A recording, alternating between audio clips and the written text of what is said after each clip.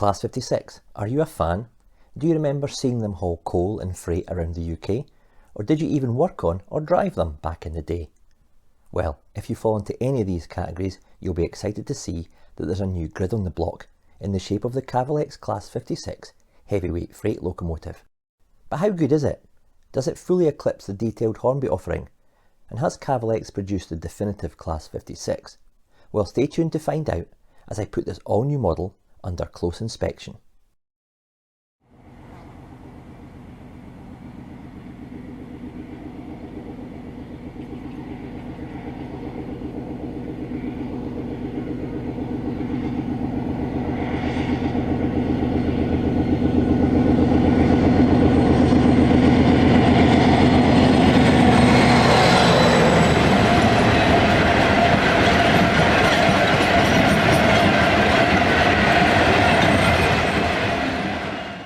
I'm going to take a slightly new approach with my reviews in 2024, with some new features being added throughout the year.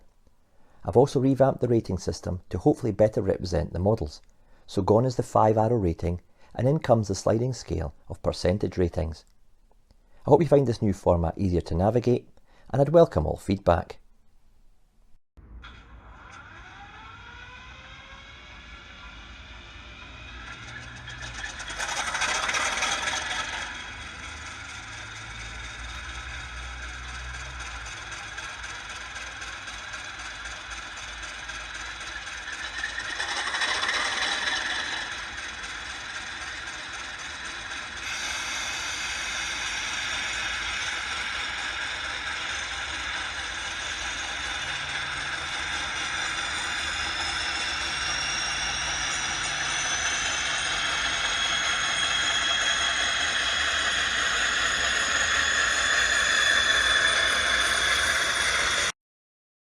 Okay, let's get down to it. I've got the BR Blue and early rail freight examples here. The BR Blue one is a Romanian build, with the grey one being a Doncaster example. There are clear differences between the two, and I'll cover some of these during the review. So what are my first impressions? Well, I have to say I like it. I like it a lot. I think it's got a purposeful stance and clearly pulls off the look of the real 123-ton Locco. I mean, just look at those bogies. Cavalex has produced the full suite of 4 main builds for this Locco, and these are as follows. 56001 to 56030 were built in Romania. 56031 to 055 were built in Doncaster but to the Romanian design. 56056 to 090 were built at Doncaster to a UK build specification. And 56091 to 56135 were built at Crewe, also to the UK build specification. Now I could spend hours going on about all the variations, but in order to keep you awake, I'll just focus on the 2 types of models that I've got in front of me, which are 56008 and 56077. Okay, as far as you know from watching my reviews in the past, I don't often spend too long talking about the packaging, but Cavalex have gone down a different route here to the now standard plastic clamshell. They've instead gone for a hard plastic cradle, which has the Locco securely screwed on. This in turn is held in a sturdy black bit of foam, and the result of this is that no part of the Locco is in contact with the packaging, which means less chance of the Locco rubbing and bits falling off. All this comes in the standard Cavalex orange box with a printed representation of the Locco on it. Inside there's a comprehensive coloured printed brochure with speed functions and buffer beam detail arrangements and details like changing the wheel sets and that kind of thing. Yeah, it's nicely done. I like it. You also get your bag of bits should you wish to fit the couplers, buffer beam pipe work and hoses. I'll be fitting these hoses etc. to one end and the coupler to another. Starting with the Romanian built ones, which cover the first 30 examples, and in reality these Loccos proved troublesome with some pretty dodgy wiring. A number of them were actually withdrawn and literally rebuilt in this area to ensure better performance and service. Subsequent builds were done at BREL Works in Doncaster and then at Crewe, and these Loccos were built on an altered specification and proved far more reliable in service. The first examples were released in BR Blue, with the full yellow ends breaking up the otherwise bland appearance. However, I like this on the Class 56. It's how I remember seeing them, so it wasn't hard for me to decide which one to go for when placing my pre-order. 56008 is a Romanian built Locco, and you can instantly tell this by the shape of the cab. The flat plated horn grille and sunken light clusters give it away. These first 30 machines also had other distinctive features, which included a Class 47 style nose and cab windows. The cab windows and quarter-light windows are held in by rubber grommets. This is the first model to be accurately designed with all the remaining features, as the Hornby offering compromised in this area by using more of a one-size-fits-all approach. The bogies in this model are really purposeful, and the relief of them is super impressive. A touch of weathering will really start to make some of the detail pop. The fine etched steps and added pipework really help give the bogies more depth. The 3-axle wheel sets on this model are unusual by today's standards, as the middle one is a floater and it's not powered. So I contacted Alex down at Cavalex to ask his thought process behind this feature. He came back to me and said that they took the decision that road handling was a more important feature to them than all-wheel drive. Alex said that during extensive testing they found that on uneven track there was a potential for the middle axle to pivot, which could lead to the front axle coming off the tracks. Concerned that this might have a detrimental effect on hauling power, I asked Chris down at West Hill Wagon Works to test his 56 around his Helix with a full rake of HAA hopper wagons, and he reported back that it performed without issue. I'll test it on my incline with a scale length rake of wagons later in this video as well. It's when the Locco is at this angle that you can see that the steps on the bogie are slightly offset from the bottom of the door, maybe by about 2mm. I've looked at some photographs, and indeed the steps on the bogies did differ in position.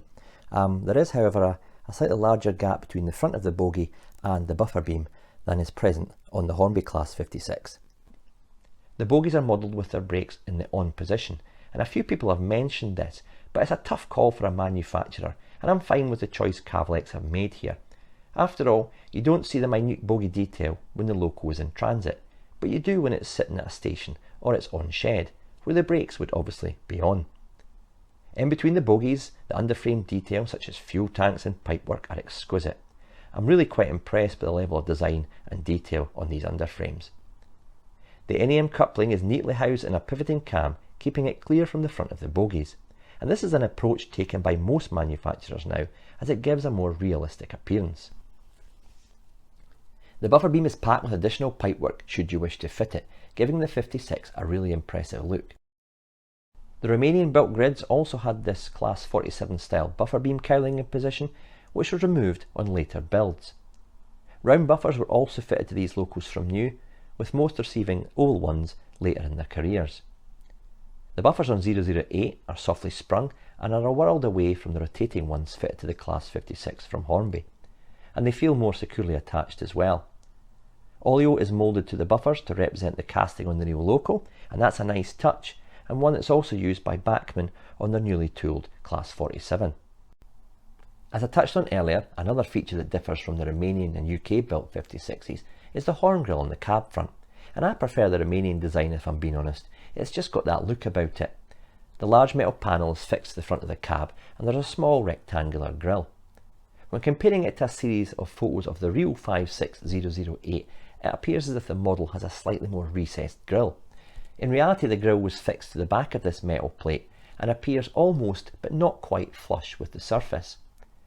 Cavalex have made this grille from a separately fitted etched part to get that as fine as possible, but it does result in a more recessed look. I also suspect manufacturing tolerances played a part here, and knowing a bit about the injection moulding process, there are limitations to the tolerances when you get into such fine scale detail. Moving ever upwards, the shape and angle of the cab windows have really been captured by Cavalex on this BR Blue example, and they have a fine scale thickness black surround, which represents the rubber grommet window seals. There's also such detail around the front quarter light windows, but it's not included in the side cab windows, which is correct for this Locco. On earlier builds, the Loccos were fitted with straight front handrails under the cab. Later builds received a curved handrail. Now, this actual rail here is painted in BR Blue and not black, as some people have commented. Again, correct when they were delivered to BR. Cavalex has done a good job of capturing the eyebrows above the cab windows as well. They may be subtle, but at least they're there, and that's a good thing, as is the correct shape of the cab roof for Romanian built examples where it meets the cab front. This detail also appears above the side cab windows as well. Modelers will be happy to hear that this new model does not have Hornby's opening cab doors feature, but it does have an effective tread plate under the door and door handles that are correct for each model, and these are picked out in silver.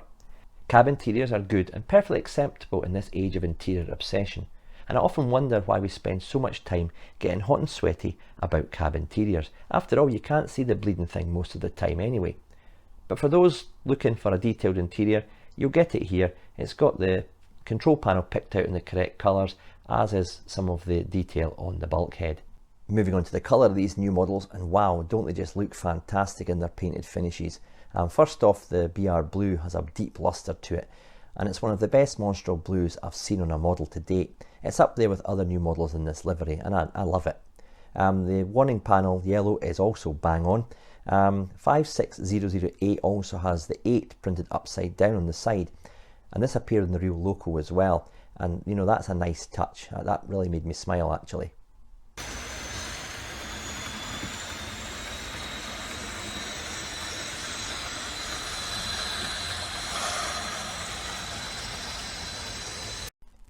Moving on to the other model, 56077, and this was constructed in the third phase at Doncaster Works and includes an all-new fabricated cab featuring flat tops under the windows, a more slab-fronted appearance, and a clear V between the front windows, which you can see if you're looking straight on at the Locco. The design at the front has also incorporated a large horn grille cover which protrudes, as well as the light clusters for the marker and the tail lights. And no buffer beam cowling is present. The buffers on this particular Locco are the oval type. The Rail Freight Grey is equally impressive as its Romanian cousin, with the larger double arrow and the black mask around the aluminium bolted front window frames. I have to admit, I'm not a fan of the red buffer beams on any Locco. For me it looks a bit toy-like, even on the real Loccos, but it suits the 56 well enough in this livery. The Class 56 is made up of a stressed steel outer skin, which can give a rippled appearance, especially when painted in a single colour. While this look isn't possible to capture in 00 gauge, and to be honest it would look pretty silly if you tried, the sides of the Cavalex model are accurate in terms of its proportions. The expanded diamond mesh grille is a separately fitted etched part, and the fit of this is pretty good. However, one area that's caught my eye is that the grille goes straight to the cantrail, where in studies of the real Class 56 there's a visible strip between the top of the grille and the start of the roof, and this isn't present on the model. I spoke to Cav down at Cavalex and put this point to him, and he said that really in reality the join line on the model between the mesh grille and the roof is the scale size of this metal strip in real life, so it wasn't really practical to add it into the model. I do like how you can see through the grille. It's really nice and fine. This is a diamond mesh pattern, but on the earlier Romanian ones it's a square mesh pattern. And talking of see-through, Cavalex have incorporated open roof vents along the cantrail edges, and what a novel idea. And this transforms the look over, say, the Hornby Class 56, where you don't have this feature. If you look at certain angles, you can actually see right through the vents to the other side. The roof is a work of art, with all the panel lines and details being just where they should be, with the specific model being depicted. I also like how the diamond mesh grills on the roof sit, and they've got a good view of the fans below. These fans actually operate on the sound fitted one and cut in and out independently of each other, a feature present on the actual Class 56. This is a well thought out and clever touch on the model. So far then, what do you think of the model based on what I've said? Have you any thoughts of your own? Please let me know in the comments section below. Okay, I've whittled on for long enough about this model. Let's get them on the track and put them through their paces. Being sound fitted, they have a massive list of features, and I'll demonstrate just some of them here.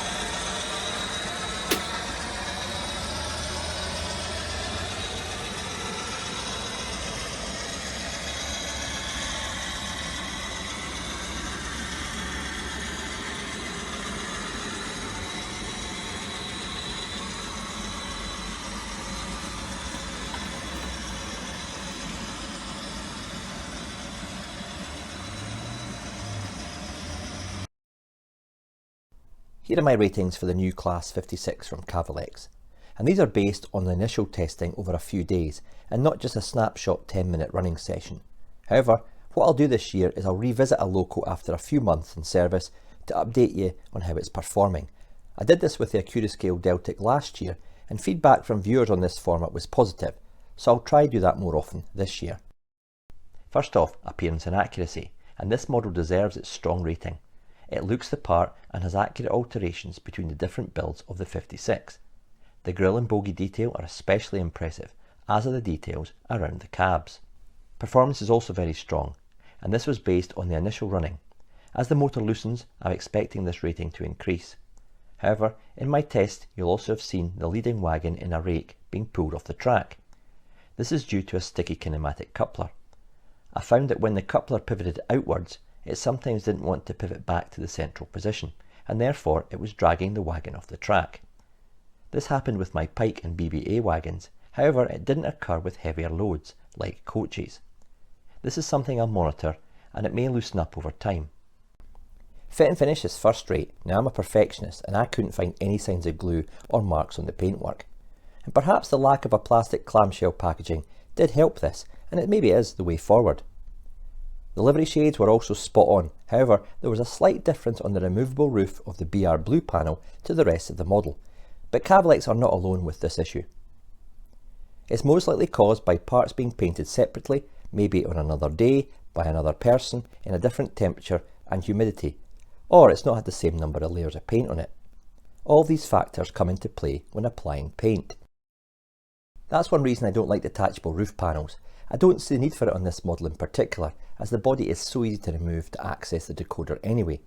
I've passed my constructive feedback on to Cavalex with regard to this, but as I say, it's a paint issue across manufacturers. Packaging is excellent, and I really like the way this model is held in the cradle and foam box. I've got confidence that when I put this weighty Locco back in its box, it's not going to be damaged in storage. The model is packed with details and features, which differ from model to model. There's been a lot of thought gone into this model, and it shows. Some details are a small compromise, but overall it's a very impressive package. This model sounds amazing, and it's an excellent sound recording and really captures that powerful whine of the Class 56 under acceleration. Value for money is pretty good. Okay, it's not cheap, but new models aren't these days. What I've included in this rating is the availability of the model, and it's a shame that there was a limited run of these and many were sold out on pre-order. Hopefully Cavalex do a second run, as it's sure to remain popular. Finally, I have to personally thank Cavalex for helping me obtain my BR Blue Locco. Let's just say I was left in a position that my pre-order wasn't going to be fulfilled by an online retailer. After contacting Market Rainbow Railways, he, along with Alex, were on hand to ensure that I wasn't left without a model. Several other modelers have also found themselves in a similar situation, and Cavalex have been there to help. I really couldn't ask for better customer care in this respect. So overall, is this a definitive Class 56 in 00 gauge? Well, it certainly puts a strong case forward. It scores highly, and from a pure operating point of view, it does put a smile on your face. I hope you've enjoyed the review, and I'd really like to hear your feedback on the all new Class 56 from Cavalex. Thanks for watching, enjoy your modelling, and cheers for now. Oh, and if you're heading to Model Rail Scotland later this month, come and say hello. I'll be working the West Hill stand on the Saturday. After all, someone's got to help Chris Bauer with the language barrier.